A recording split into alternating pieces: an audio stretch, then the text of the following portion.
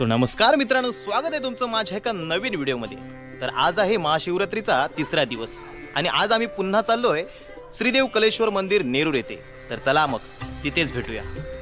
श्रीदेव कलेश्वर अखंड नेरूरवासियांचं आराध्य दैवत। आज आहे तिसरा दिवस आणि श्रीदेव कलेश्वर महाराजांची अर्धनारी नटेश्वर ही आजची मूर्ती, 51 किलो तांदळाची केलेली पूजा। हे सर्व झाल्यानंतर आम्ही येऊन पोचलो महाप्रसादाला।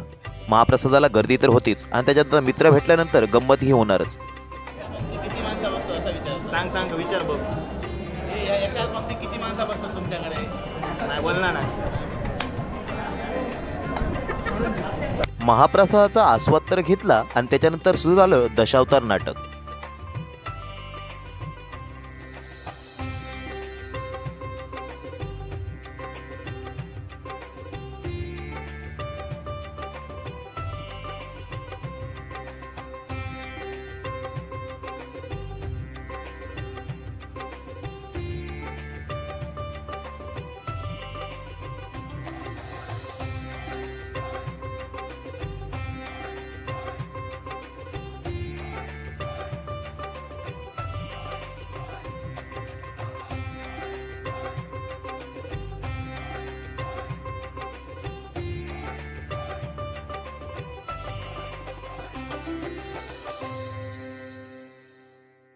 हे सर्व झाल्यानंतर निघाली श्रींची पालखी।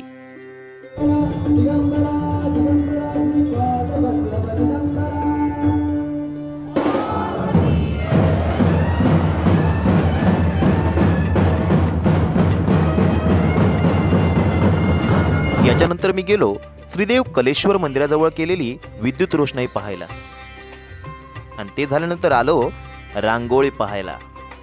अप्रतिम अशी रांगोळी मेस्त्री परिवार काढत होते। चहूबाजूंनी डोंगर रांगांनी व शेजारीत असलेले कलेश्वर तलाव यामुळे या मंदिराचे सौंदर्य अजूनच खुलते।